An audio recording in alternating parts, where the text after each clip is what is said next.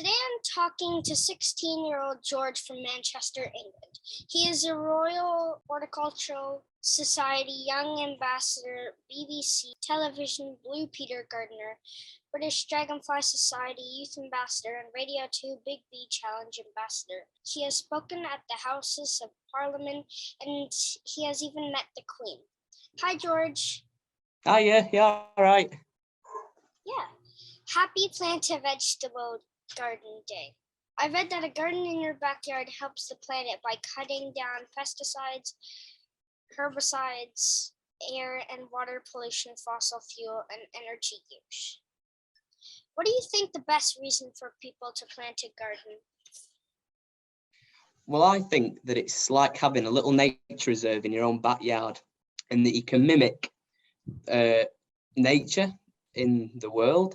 And I think as a collective kind of force, a lot of people have a garden, and if everybody did it in benefit of nature, you've got a massive scale of a nature benefit in space. Like even if it's just a balcony or a little backyard, or if you've got a big garden, if you make even a little bit of it wildlife friendly, you've got a massive area right across a country that benefits nature. And even on a local level, people who've got a wildlife friendly garden, it really benefits the local area. It's a refuge for wildlife to go to. So yeah, I think if everybody made a little bit of their garden wildlife friendly, it'd make a massive difference to nature on the whole. We tried growing a garden last year, but it was at my grandfather's, so we couldn't weed it as often as we should have. And a deer got into it. I think his name was Bambi the Destroyer. We only got a couple of giant zucchini out of it. We are trying again this year in our urban backyard here. Ooh, nice. We have a garden there, but we haven't started it.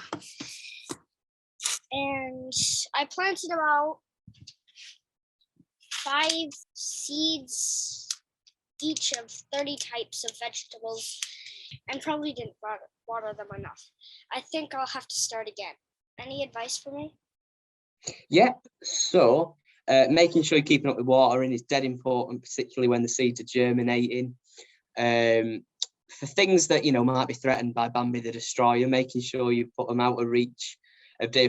For us, it's usually slugs that are the main issue, but making sure they're out of reach, put them high up, trying to grow things in a way that you wouldn't automatically think of doing them. So like you've got zucchinis, we call them courgettes over here, but maybe instead of growing them on the ground, maybe growing them like hanging baskets or something a bit quirky, something a bit different. Trying to plant more sometimes helps. If you can get them to germinate, planting more plants, you've got a better chance of success. Trying to do things like companion planting is always a good idea. So planting things that could distract predators, and keeping up with weeding is always very good. So apart from zucchinis, what else have you been growing? We planted a whole bunch of berry bushes just down right there. There is, it's blueberry, strawberry, nice, berry, and raspberry. So. Oh, lovely. Yeah, that'll be good. Yeah, when you're planting strawberries, sometimes it's a good idea to put, like hay straw underneath them to keep them off the soil so they don't get damp. That sometimes helps with them. But no, good luck with them. They sound great. Yeah, we actually had some over there, and we just moved them from here to just there. Oh, lovely. They're wild as well.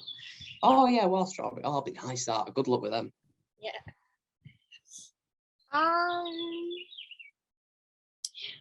What is permaculture? Yeah, so for me, permaculture, it's about gardening with nature and the planet in mind. So it can be taking inspiration from nature. So if you're doing things like landscaping, maybe taking inspiration from a mountain you saw. If you're creating something like a rockery, imagining like a rocky mountain. But it's for me anyway, it's about gardening with nature in mind. So things like we've built a pond in our garden. So it's taking inspiration from the planet of creating a natural looking pond, but also making sure the pond itself supports nature. So making sure the right plants you put in it are good for invertebrates, frogs, and damselflies and dragonflies and things like that. And then we've left a bit of a wilder area at the back of the garden for things like, seed heads to develop for finches and for good nesting ground and things like that. And then little things of like gardening organically, so not using pesticides and herbicides, things like that. Because I always think things that are organic maybe taste better, but it's the moral ground of making sure that what you're doing is better for the planet. So for me, that's what permaculture is. Cool. What does no-till mean? Yeah, so no-till, it basically means not digging. So it's the idea that if in the soil, in the compost, in the ground, you've got kind of layers that maybe have formed at different times. But in those different layers, there's different bacteria, there's different invertebrates. And the idea is that when you dig, there's bacteria that maybe live at the lowest part of the soil, there's bacteria that live in the kind of mid area of the soil, and then there's invertebrates that live maybe in the top area. And when you're digging, you're moving around all that soil. So there's things that might live at the bottom that might then live at the top, or things that live at the top that might then get moved to the bottom. So then the soil might not function quite as healthy, because even in the soil, it's like a whole different habitat. You've got your predators, you've got your prey, you've got, all these amazing animals and bacteria and things that are all living together in harmony. But when you move around that soil, you're then disrupting that little mini habitat. So the soil itself isn't as healthy. So it's, obviously when you garden, it's quite hard not to dig, but when you can, maybe just trying to leave areas of soil that just remain as they are. So then all that bacteria and life can work its own little way. What do you love most about gardening? For me, it's the connection with nature and seeing the benefit that the garden that you've created can have on nature. So for me, it's just sat here now watching the birds outside and knowing, a little bit of happiness that comes that knowing that, the garden that you've built, that you've created, that you've nurtured has supported all this wildlife. And it's being out there, being in the sun. And whilst you are gardening, whilst you are having that interaction with nature, you're seeing nature come to you. And that's such a sort of happy thing to be able to see.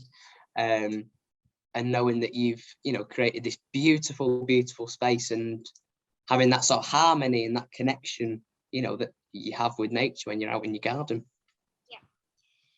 What do you wish more people knew about gardening? I think for me, with gardening, it's all about just getting out there and doing it. Like there's certain things that you can't really learn from a book or watching a TV show. It's just about getting out there and doing it and see what happens.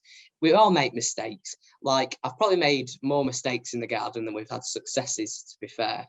But that's, how you learn and things. And, then in the future, for your garden, it's about making sure Bambi doesn't get back in. And for us, it's, making sure we do the weeding, the watering, things like that. And you learn as you go along, and that's just how it goes. And I think that makes gardening a bit more personal, knowing that what you've learned from the garden is what you have learned. You haven't read it somewhere, you've just gone out and And I think that's, the sort of beauty of gardening. It's what people should realise, that, if you plant something and it doesn't work, then you don't necessarily have to give up. You either try the plant again, or plant a different plant, or plant it somewhere else, or, just try and do things differently.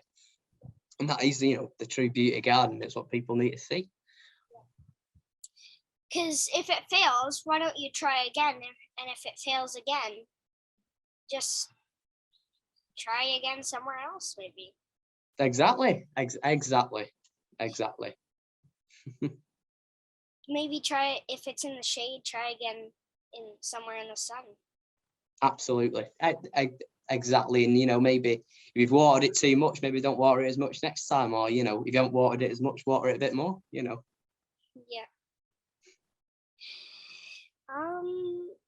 I've got to ask, what was it like meeting the Queen? Oh, it was very nerve-wracking, very nerve-wracking. So I was about 8 or 9, so it was a long time ago. But even now I can remember the anticipation building up and being stood there and waiting for her to arrive. And then I'll be completely honest with you, when I did first see it, I was very surprised of how small she was. Like, even for me at 8, being very small, I was still very surprised to see how small she was. But obviously, it was such a it was such a massive deal because, you know, she's so famous and everything, isn't she? But it was sensational. It was absolutely brilliant, and she was dead lovely, dead nice. Gave him a little bouquet of flowers that I'd got, you know, from the garden, and talked to her about what was in there and things. And oh yeah, it was cracking, dead good, really good. Cool. Thanks so much for joining me today, George. And remember, together kids can save the world. Please like and subscribe. Thank you. No problem, mate. See you later.